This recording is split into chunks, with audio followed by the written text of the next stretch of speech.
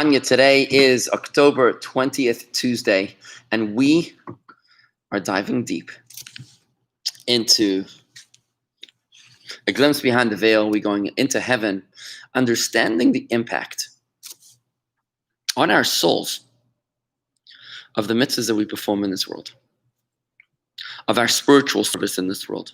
We've been denied the ability to see, to visualize the impact of our spiritual service. But it's just because we don't see it, it doesn't mean it doesn't exist. If there's one thing we've learned from the past 50 years of scientific development, is that there's so much out there that we physically cannot see with our eyes, but we can sense in other ways, things like electricity, the internet, gamma rays and x-rays and all sorts of other things out there.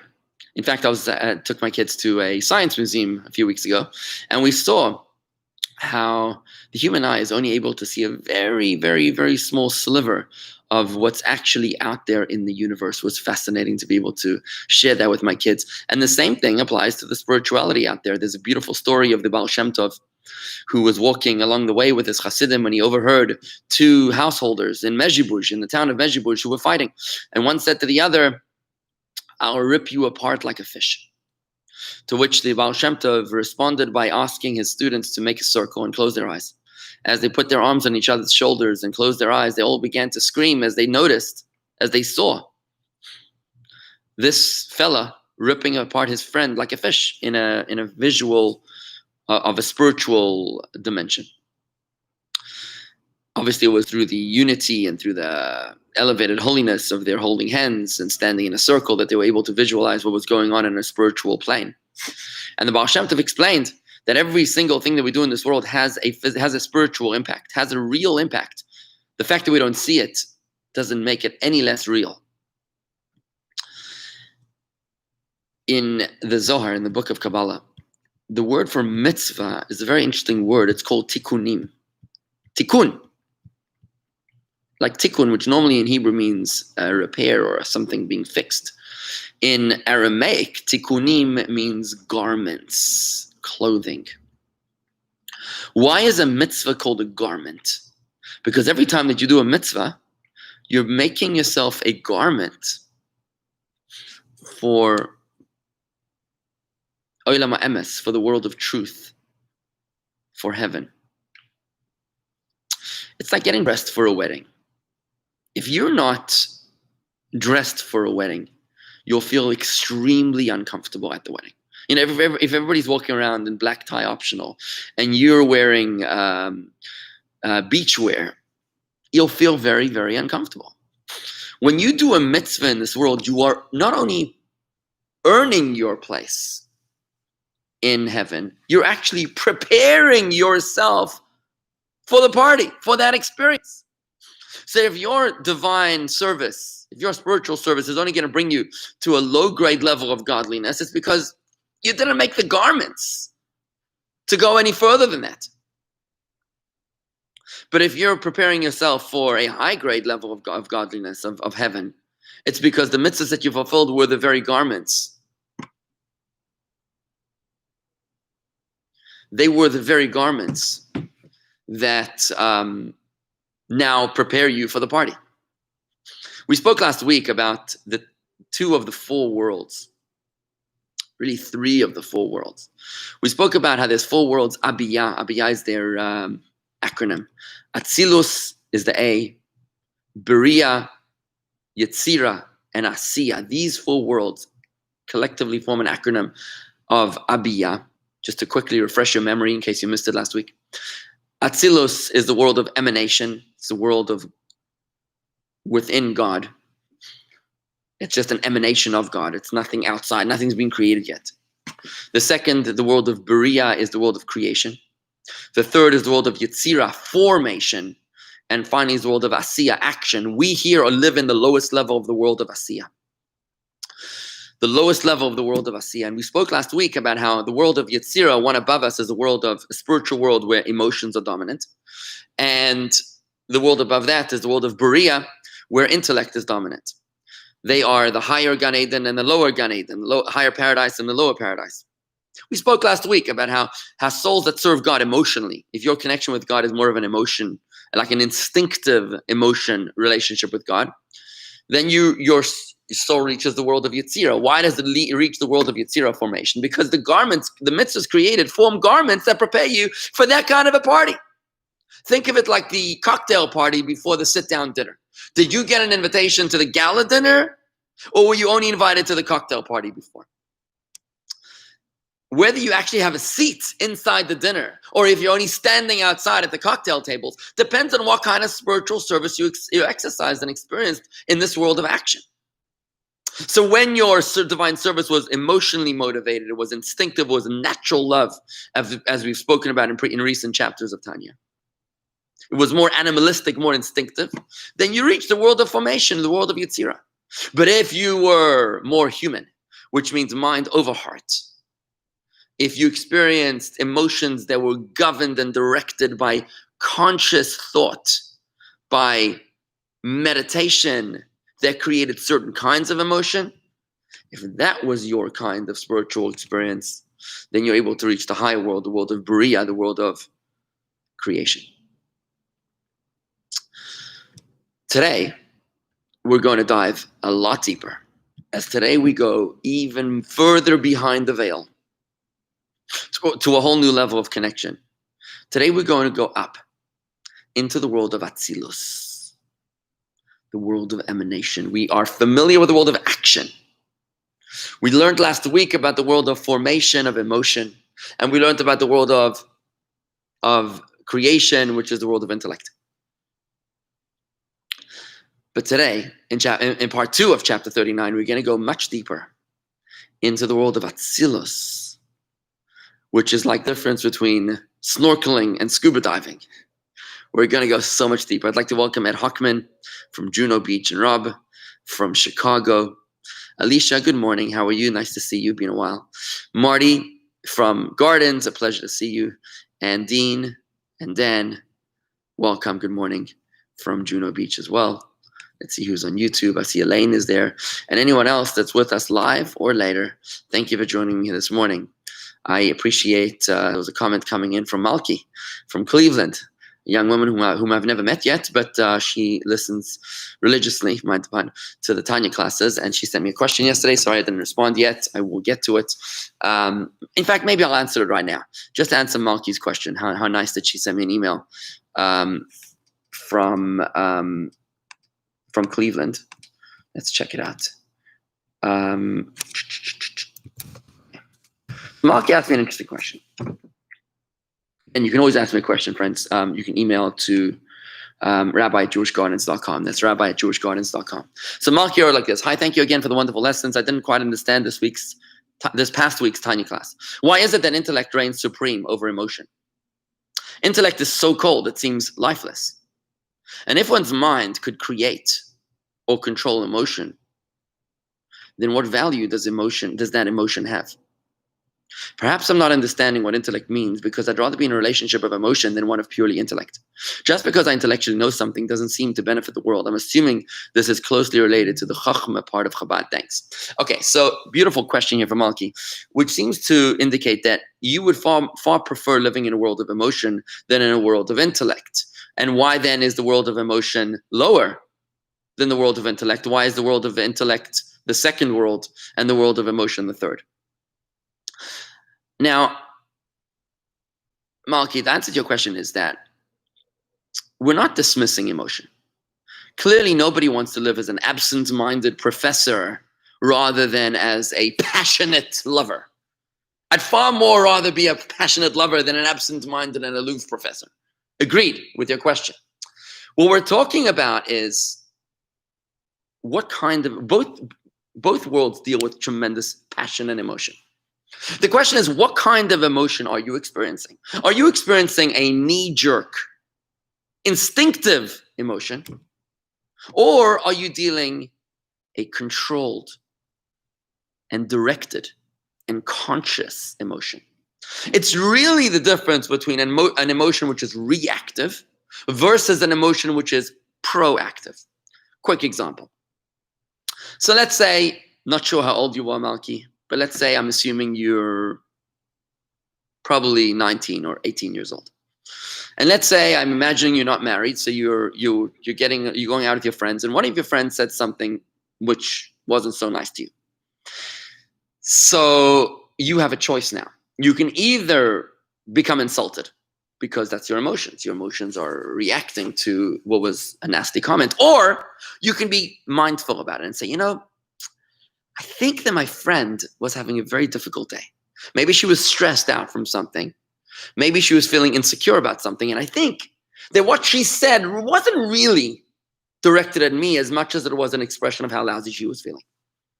And now what you've done is that you've channeled the emotion that you're feeling, the real emotion. Not that you're becoming stoic, no. Just that you're choosing to be proactive about your emotion in the sense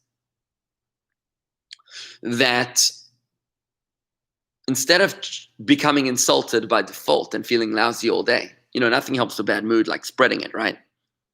What's happening now is that you're directing your emotion. You're saying, look, I'm not going to feel lousy. I'm going to feel joyous all day long, despite the fact that this friend said something nasty to me, because instead of me feeling anger towards her, I'm going to feel pity and compassion towards her. And I hope that answers your question, Malki. A question which I really appreciated hearing from you. Thank you for asking that. Malki from Cleveland. If it didn't, please feel free to send me back another email. You can always email me at rabbi@jewishgardens.com. That's rabbi@jewishgardens.com. So hopefully you've understood right now why we have this chain of evolution. Starts from the bottom, the world of action, to the world of emotion, to the world of intellect. And today we're going above and beyond to a whole new level of relationship. Now, before I get into that, I want to just introduce with a very interesting introduction. What we're about to learn today is a little concerning because we live in a world which seems to idolize intellect. The world we live in idolizes that which I can understand. If I can understand something, then it's good. If I cannot understand something, then it's bad. If you can justify something intellectually, that's terrific. If you cannot, shame on you. Because intellect is the paradigm. It's the ultimate. There's nothing higher than intellect. Which is why people have a problem with God. When they say, I refuse to have a relationship with God because where was God during the Holocaust? Now that question is a good question. Where was God during the Holocaust? How can God allow evil things to happen? Fair enough. Good question. But what are you going to do with the fact that you don't have a good answer? If you choose to throw out God, to throw out the baby with the bathwater, you're saying, look, if I don't understand something, then it doesn't exist and it's bad. God therefore doesn't exist. And even if he does exist, it's not a God that I want to have a relationship with. That's the kind of world that we live in. That's the kind of culture that we live in. But as Jews, there is something above our brains. And that's our yarmulke. Our yarmulke deliberately sits on top of our head. Welcome to David from Lakewood, New Jersey. Never met him either, but David runs 4 kosher stores in New Jersey. And I'm looking forward to meeting you soon, David. My pleasure. You've been studying with me all through this lockdown. And one of the hidden silver linings of this pandemic. So thank you, David. Good morning, Corey. I don't know if I saw you yet. The yarmulke sits on top of our brain because there's something that sits above intellect. It's a connection which I have, which overrides that which I do understand and that which I don't understand. And I want to put it in simple terms. If you think of a relationship and a marriage, I don't always understand my wife. In fact, I think most of the time I don't. And that's probably fair both ways. But our commitment defies our inability to understand each other at those times. Our marital commitment, our marriage covenant, that's why we get married. Married is a pledge. It's a vow. It's a commitment to say that even when things don't make sense, we're still committed to each other. Because if it wasn't that way, if I'm not mistaken, in the Islamic religion, all that it takes to divorce a woman is by saying to her 3 times, leave my house. I might be wrong. I'm no expert in Islamic law. But I've read this. And that would be a tragedy, to think that you can simply terminate a marriage because you're in a bad mood. And you could just say that 3 times. Our relationship is a lot deeper. You need to go to a court. You need to write a get. It takes time to write a get. That's like literally writing a miniature Torah scroll. It takes time. So you have a lot of time to reconsider. You know, as Jews, we make a covenant with God as well. A covenant which overrides our ability to understand God. You see, we have a bris at 8 days old. A bris is not a surgical circumcision. A circumcision can be done by a doctor, but God is not involved in that. A bris means a covenant. It's less about the surgery and it's more about the spiritual vow. That's why you need a mohel to do a bris according to Jewish law. But how can an 8-day-old child who has no intelligence or no rational thinking processes, how can an 8-day-old child make a covenant with God? But that's exactly the point. We want to make a relationship with God even when things do not make sense, even when it's not rational. Because if your relationship with God is one that began through rational understanding, then it will terminate when you can no longer understand. See, Isaac was the first Jew to be brised at 8 days old, the son of Abraham. And he had a brother. His name was Ishmael, the father of the Arabs. Ishmael had his bris at 13 years old.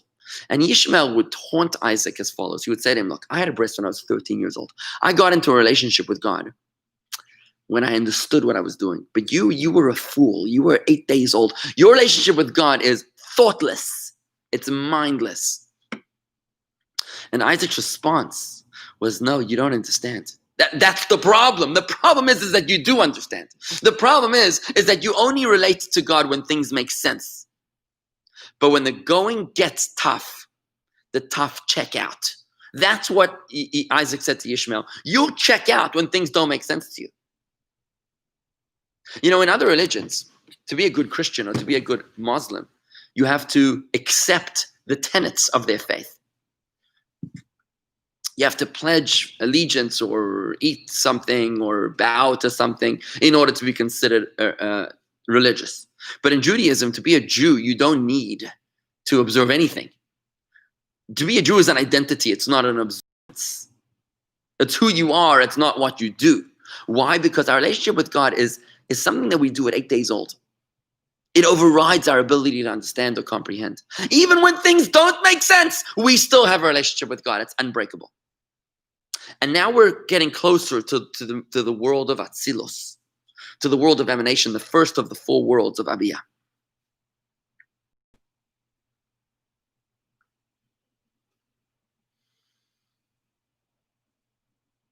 What I'm hoping you can understand at this point, and I'm hoping that I'm not losing you, friends, because it's a little bit of a deep concept here. What I'm hoping that you're able to begin to understand right now is that intellect is not the ultimate paradigm. When it comes to God, somehow, we say, if it makes sense to me, good. If it doesn't make sense to me, I'm out of here. But we don't say the same thing in our human relationships, right? We don't even say the same things in our businesses. Even when things don't make sense in business, I think people still move forward, right? You don't say, well, if it doesn't make sense, then I'm out of here. I don't think we do that. Correct me if I'm wrong, to any of the businessmen or women here on this forum. Our relationship with God as well is immature if it's only intellectually motivated. That's like walking around bareheaded. But with the moment you put a yarmulke on your head, you're acknowledging that there's things that are higher than my brain. We're maturing our relationship with God when we are able to fathom that there are things that we cannot fathom. When we understand that there are things that are beyond our comprehension. And now we can go back to chapter 39 and apply the begin to understand how we can reach the world of Atzilus. So we spoke about how we can reach the world of Beriah. Remember we said mitzvahs are garments. When you do a mitzvah, you create a certain kind of garment. You're creating either a Beriah garment, a world of creation, a world of intellect garment, or you're creating which is the higher Gan Eden, or your instinctively emotional mitzvahs are creating lower level garments that are suitable for the world of Yetzirah, the world of formation, the world of intellect, the world of emotion, the lower Gan Eden. That, by the way, was the world of where the angels hang out, because the angels are all instinctive. Nothing that the angels do is by choice, by rational choice. Everything that they do, they're pre-programmed. And that's why angels, for the most part, are dwellers of the world of formation, the lower Gan Eden, the third world, whereas human beings are able to rise higher if they can be conscious, if we can be mindful, if we can be human, because angels are called animals, chayes, because they are spiritual animals. But today, we're going to take it deeper as we learn about the world of Atzilus. And here's what I want to tell you by introduction. That the reason that God contracts himself in the world of creation is in order to be able to allow us to exist as independent egos. Remember, God wanted us to have freedom of choice. If God's light was shining brilliantly everywhere, we would be completely overwhelmed by God's presence. And we would never be able to sense our own ego. We would never be able to feel ourselves. It was only when God chose to hide himself and to express himself through very limited degrees of revelation that we are able to feel ourselves and now sense godliness somewhat. Again, so if godliness would have been completely unleashed without any limitation, it would be what we call elikus b'pshitus. Godliness would be obvious, and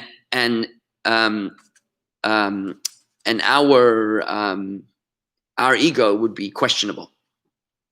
But the moment that God chose to cloak himself, to hide itself, God created a spiritual darkness. And now it's no longer elikus b'pshitus. Godliness is obvious. Now godliness is questionable. We're not quite sure if God does exist or not doesn't exist. We're hiding. It's like a game of hide and seek. Our status as ego, however, our existence, however, that's unquestionable. That's obvious.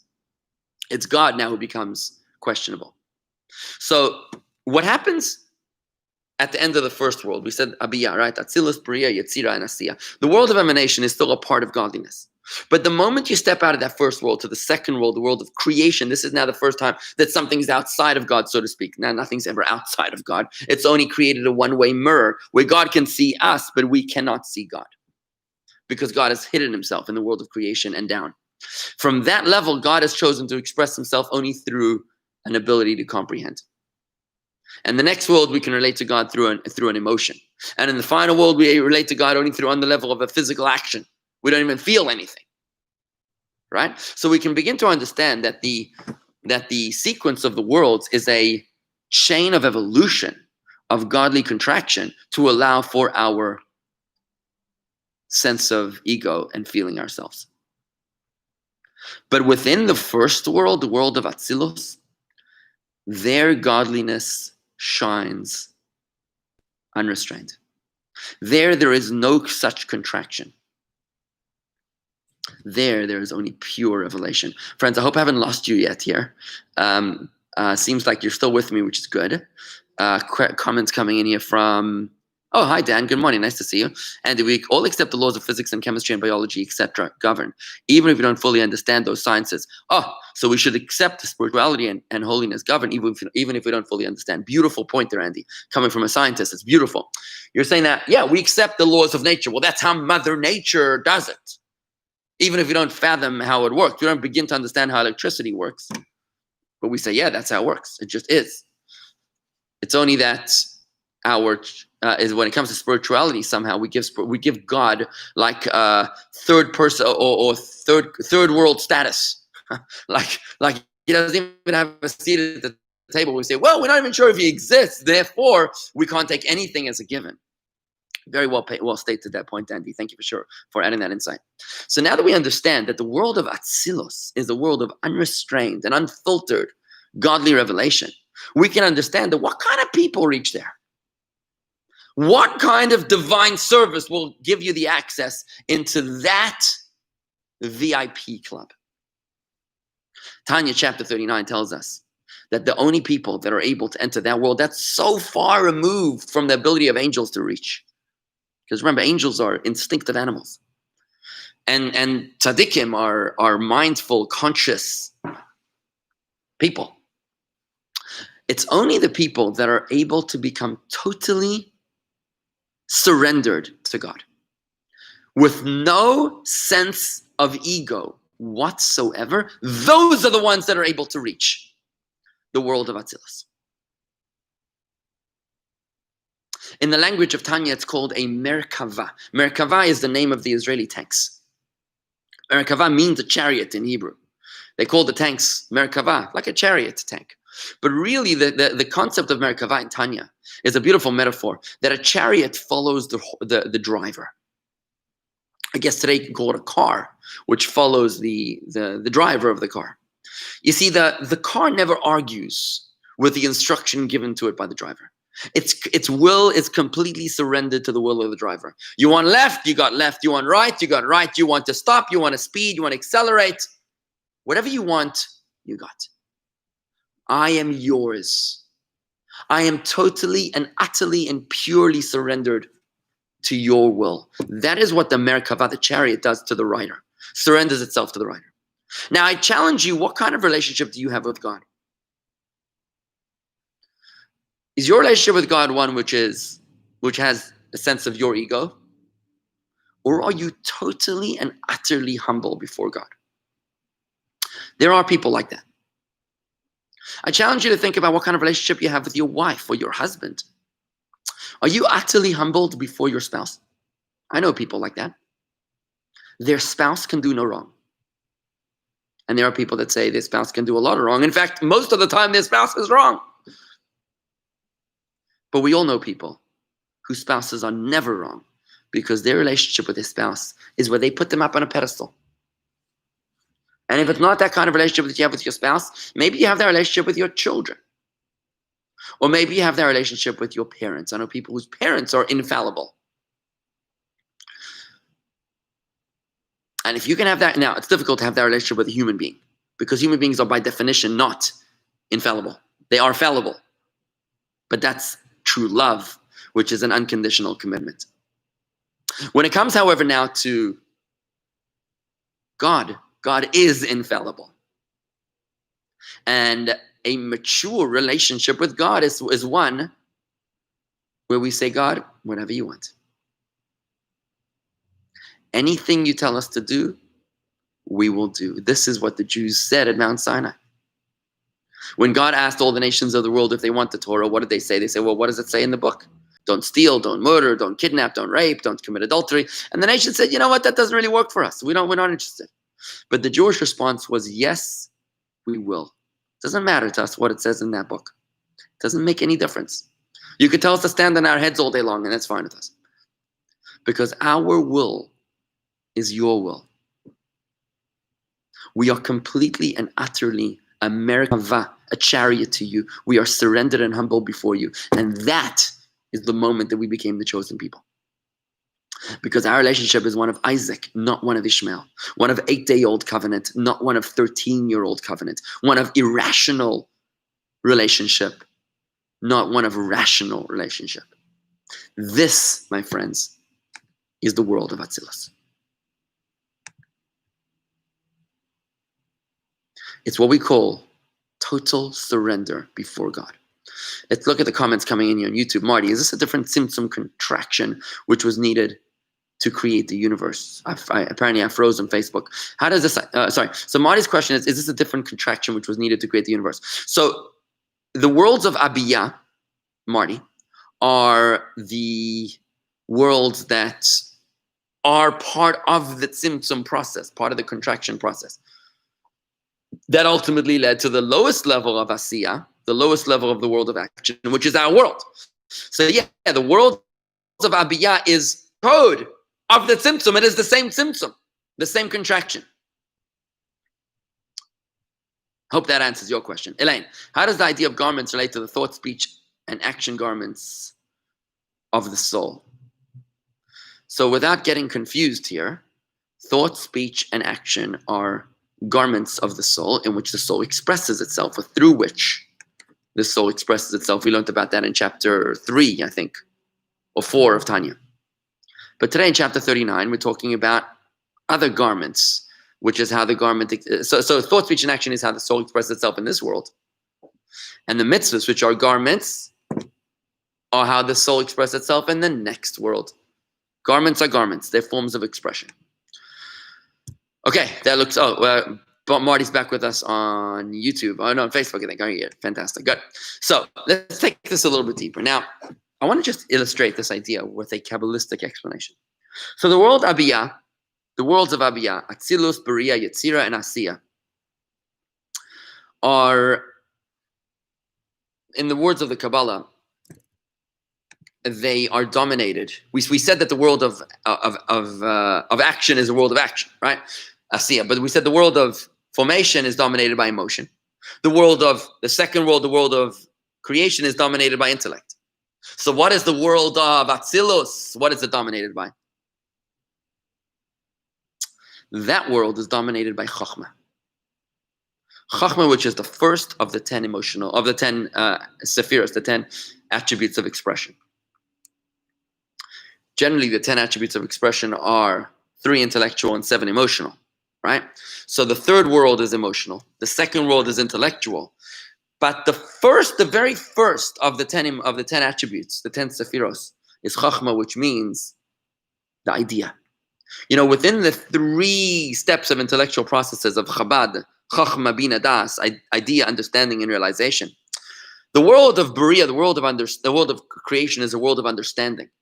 When you had the flash of inspiration, the burst of an idea, you then download that into an understanding, which later becomes a realization. That's the transformation from Bina into Das. Bina means to understand in your brain. Das is to feel in your heart what you've already understood in your brain. That's what's going on in the world of Beriah, the second world. But in the first world of Atzilus, what dominates is Chachma. Chachma is the flash of lightning. Now, when you're struggling with a problem, what do you do? How do you get an idea? Let's talk about this a moment. How do you get an idea? How do you get Chachma? Chachma is literally a lightning strike. It's much more than you bargained for. When you get an idea, when you have your aha moment, it's much more than you were planning for. Here you are, you're struggling with a problem. You're pondering. And suddenly you get what's called a baraka mavrik, a flash of inspiration. It's a power surge. Which is why, if somebody interrupts you in the middle of your flash of inspiration, you say to them, leave me alone. I'm thinking. I'm processing my energy surge. It's so intense that if you distract yourself for a second, you'll lose it. You gotta hold on to like its tippy toes of this idea, grasp something of it, and then when the power surge calms, you can start to apply it into your understanding, into your bina, chachma into bina, idea into understanding. But when you're in the state of chachma, you respect the fact that the idea is coming from above. It's not something which you are working towards one foot in front of the other. You have a problem. You're like at a cliff's edge. And now the solution comes from an unexpected source. What you have to do in order to get an idea is you have to accept the fact that you're limited. You have to say, this is my problem. You have to define your limitations. And when you can make peace with the fact that you have a problem, that's when you get the surge of inspiration. When you recognize that I am limited, I have a problem, that's when Hashem sends you the solution. So when you experience humility, surrender, you say, God, I don't know how to deal with this. That's when God sends you the solution. So Chachma is where the light totally overwhelms the vessel. as opposed to the world of comprehension. Comprehension is a world where I'm very, very comfortable. When I understand something, I'm totally in control of the situation. My vessels are handling the light. I'm processing everything, all engines running nicely. But when I'm experiencing the moment of Chachma, I'm not at all in control of my faculties. I have to surrender myself to say, I need to focus on this light, because this light is like a lightning strike. It's totally overwhelming me. And when that happens, when I am surrendered, that's what serves as a catalyst to draw that light. Tanya tells us that we can all experience moments of zero ego. Obviously, the great tzaddik, the great tzaddikim, the great righteous people like Moshe, Moses, and Abraham, and Isaac, and Jacob, these were chariots before God. They were totally surrendered to Hashem. But we also are able to reach moments of zero ego. For example, when we bow our heads in the silent Amidah. I mentioned last week that when we pray morning services, we actually go through all four worlds. We wake up, we start off the day, but intellectually, we start the day intellectually, spiritually vacant. We're just sort of like on a low level. And we start davening, we move to an emotional experience with God when we go through the Psuki de Zimra, which is the songs of praise, the first part of the morning service. It's all about meditations about how God is good to us. So that inspires our emotion. Then we move on to the Shema and its blessings, which is much more of an intellectual meditation. So we're moving from the world of emotion formation, Yetzirah, to the world of Bria, the world of intellect, creation. And when we reach the silent Amidah, now we stand humbly before God, 2 feet together. I'm not even moving. God, I am humble and surrendered before you. And when you bow your brain down, that is an expression of the world of Atzilus saying, my head is down. My intellect is lowered. I am humble before you. Well, we can experience only for specific moments in time. This is the level of where the great tzaddiks, the great tzaddikim, the great righteous people of history lived all the time. When we say about Moses that Shechina medaberes mitech groinoi, that the divine spirit spoke through his throat, every word that he spoke was just an expression of God. He was just a transparency which allowed the light to shine through him. That is the level of Moses. The biggest insult you can give to a Chabadnik is to say you're a yesh, you're an ego. Because someone who studied Tanya understands that ego is a delusion. Because God is the only thing that truly exists, and our ego is questionable. You're living in the delusion. So when you call a Chabadnik a yesh, when he's arrogant, when he's got an ego, that is the biggest insult. The greatest compliment you can give to a chassid is to say he's transparent. The light just shines through him. There's no ego there. That's Moses. That's Abraham, Isaac, and Jacob. There is no shadow. There's just pure transparency. They're perfect chariots. The Alter Rebbe was unable to write the word Atzilus on paper. Whenever he wrote the word Atzilus, you look in Tanya, you could never write the word Atzilus. Aleph, Tzadik, Yud was as far as he could get. Atzi. Because once he was really getting into the word, he would reach that level, and at that level, I cannot write.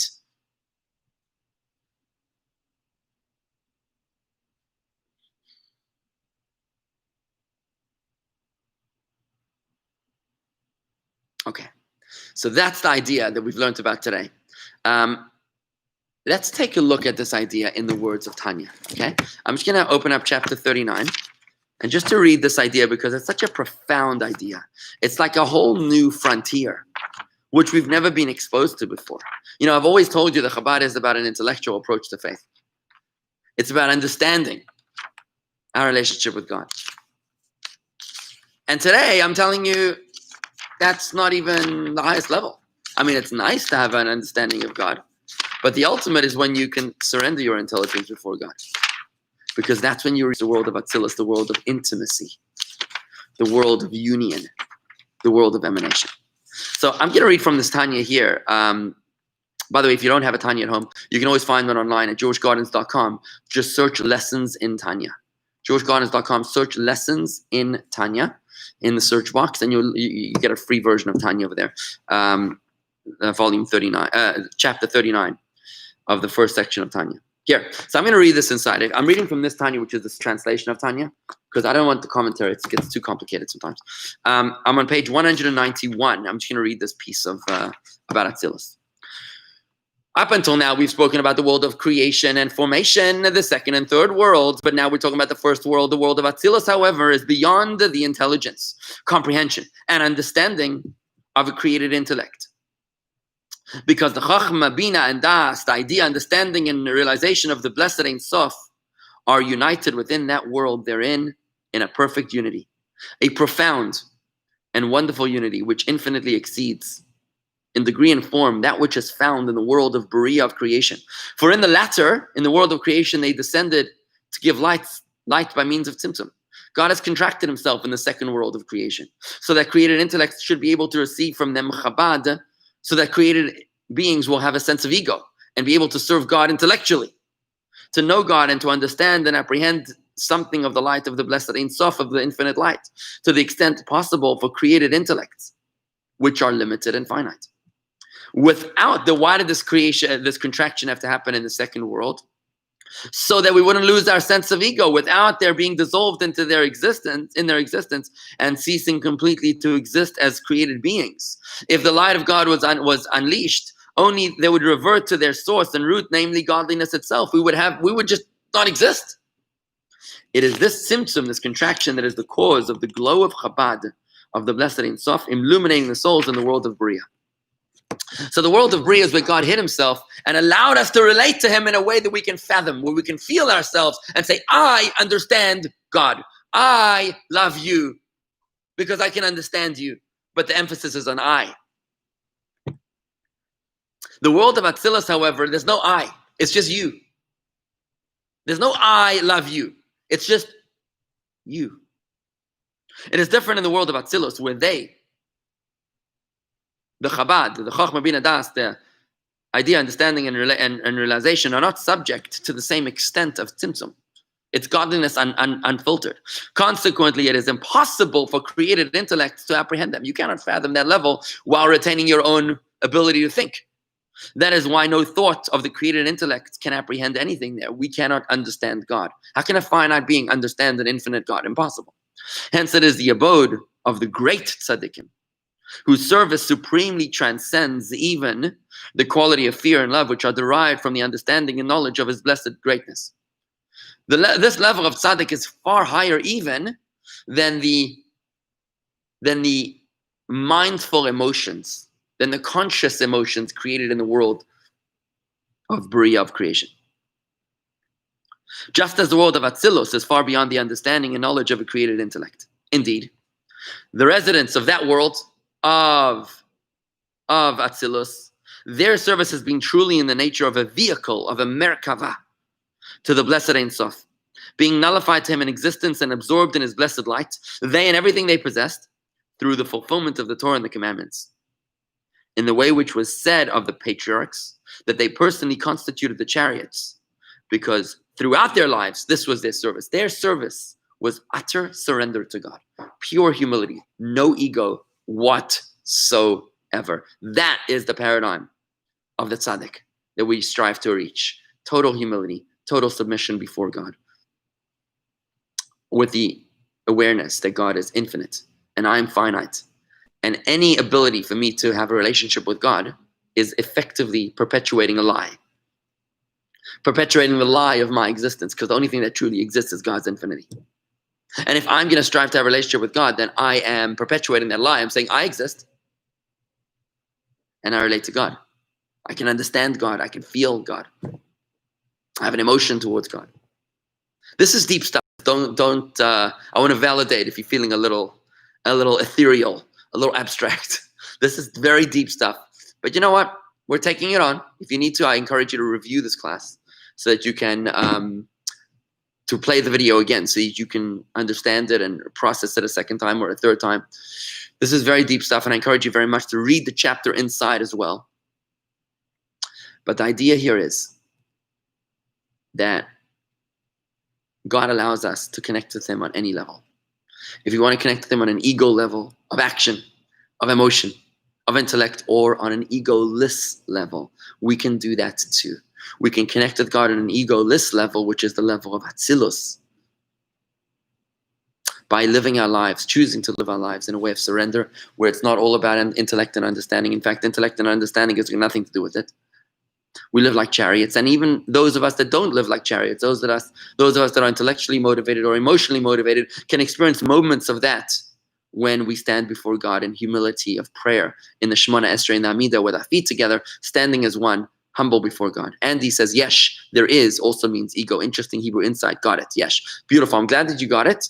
Yesh is when you say about someone, there is. You exist. If you feel that you exist, then you're an ego. That is the true definition of ego. Okay, good. So with this, friends, I'm going to call it a day here.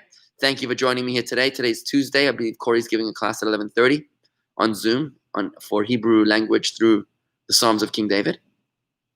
And tonight at 6 p.m., we're having a men's club Zoom. Please join us at 6 o'clock for the men's club Zoom. It's jewishgardens.com/Zoom. Thank you very much, everybody, for joining me here today, and hope you have a wonderful day. Shalom.